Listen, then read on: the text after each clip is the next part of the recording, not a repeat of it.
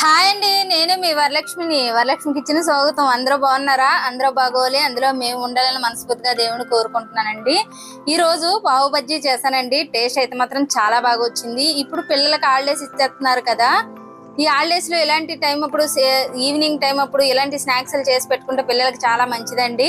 అది ఎలా తయారు చేసుకుందాం ఆ ప్రాసెస్ లోకి వెళ్ళిపోదాం రండి.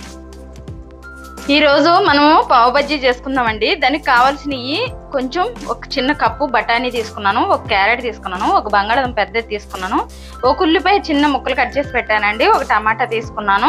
ఇప్పుడు ఈ క్యారెట్ ఈ బఠానీ మనం బాయిల్ చేయాలి. అలాగే 3 పావు బజ్జీ తీసుకున్నానండి, 3 తీసుకున్నాను.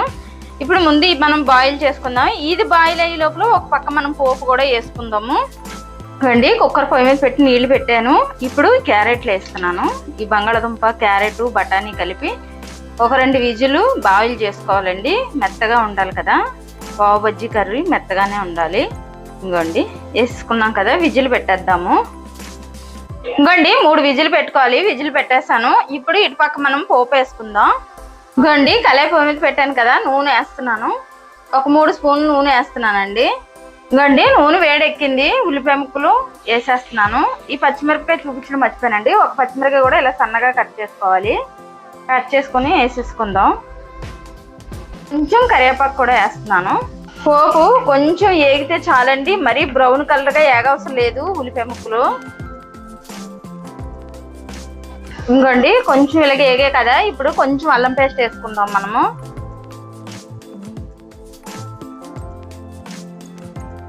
ఈ అల్లం పేస్ట్ 2 నిమిషాలు వేగాలండి, పచ్చివాసన పోయే వరకు. ఇంకోండి కొంచెం పసుపు వేస్తున్నాను. అలాగే రుచికి సరిపడిన సాల్ట్ కూడా వేసేస్తున్నానండి. వేసేసి కలుపుకుందాం. ఇంకోండి ఇలా కలుపుకున్నాం కదా, ఇప్పుడు టమాటా ముక్కలు చూపించాను కదండి, ఈ టమాటా ముక్కలు కూడా నేను ఇందులో వేసేస్తున్నాను. వేసేసి ఒక 2 నిమిషాలు మూత పెట్టుకుందామండి. ఇంకోండి 2 విజిల్లు అన్నాను కదా, 2 విజిల్కి ఉడికిపోయినాయి కదా, ఇప్పుడు మనం ఇందులో వేసేసుకుందాం. ఇంకోండి 2 విజిల్కి అయితే మెత్తగా అయిపోతాయండి, మనం మ్యాక్ చేయవసరం లేదు. ఇలా చూడండి ఎంత మెత్తగా ఉడికిపోయినాయో. 2 విజిల్కి ఉడికిపోయినాయి, ఎందుకంటే మనం ముక్కలు కట్ చేసి పెట్టాం కదండి పొట్టు తీసేసి, అందుకని మెత్తగానే అయిపోయినాయి. ఇంకోండి టమాటాలు కూడా మెత్తగా అయిపోయినాయి చూడండి. ఇప్పుడు మనము ఇందులో వేసేసుకుందామండి. వేసేస్తున్నాను. ఇప్పుడు ఇది పప్పు గుత్తి ఇలా మ్యాష్ చేసేవాళ్ళండి, ముక్కలు అయితే ఉండకూడదు. బఠానీ కూడా మెత్తగా అయిపోవాలి.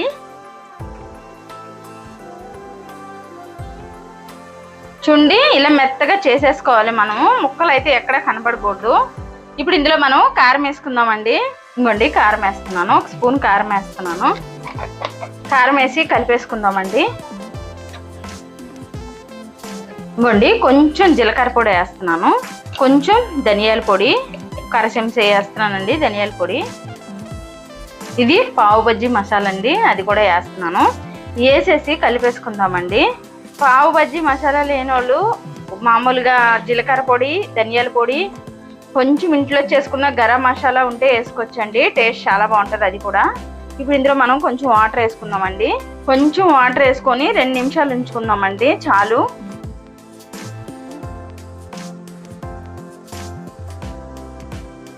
సిమ్లో పెట్టి 2 నిమిషాలు ఉంచాలండి ఈ కూర. ఇది 2 నిమిషాలు అయ్యే లోపల ఇప్పుడు మనము ఆ బ్రెడ్ వేపుకుందామండి. బజ్జీ పావు బజ్జీది వేపుకుందాం. ఇంకోండి కళాయి పొయ్యి మీద పెట్టాను కదా, బ్రెడ్ వేపడానికి నెయ్యి వేస్తున్నానండి. 2 స్పూన్లు నెయ్యి వేసాను.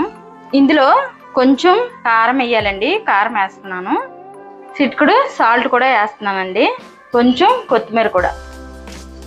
ఇప్పుడు ఇది మనం మొత్తం ఇలాగా స్ప్రెడ్ చేయాలండి. చూడండి ఇలా చేసేసుకొని ఇప్పుడు మనం బ్రెడ్ ఇందులో పెట్టుకొని వేపుకోవాలి.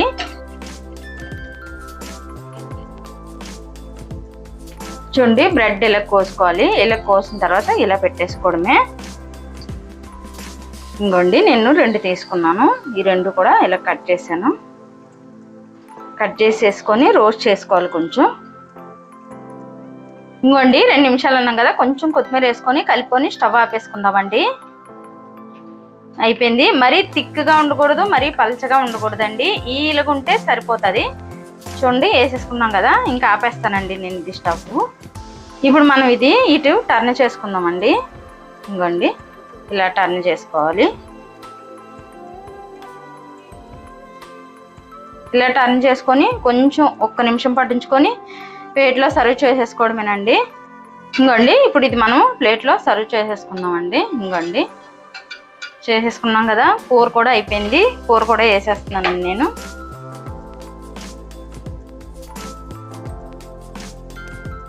ఇలా చేసుకుంటే ఈ పావు బజ్జీ సాయంత్రం పిల్లలకు కానీ స్నాక్స్ సూపర్గా ఉంటుందండి.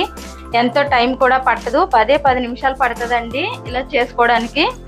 కొంచెం ఆనియన్స్ వేసుకొని కలుపుకొని తింటుంటే మాత్రం టేస్ట్ అయితే మాత్రం అదిరిపోద్దండి. ఇలా చేసుకుంటే పావు బజ్జీ 10 నిమిషాల్లో రెడీ అయిపోద్ది. నచ్చితే లైక్ చేయండి, షేర్ చేయండి, కామెంట్ చేయండి, సబ్స్క్రైబ్ చేయండి. కాకపోతే ఒకసారి ట్రై చేయండి ఎలా ఉంటుంది అన్నది. పావు బజ్జీ టేస్ట్ అయితే మాత్రం ఎక్సలెంట్గా ఉంటుందండి.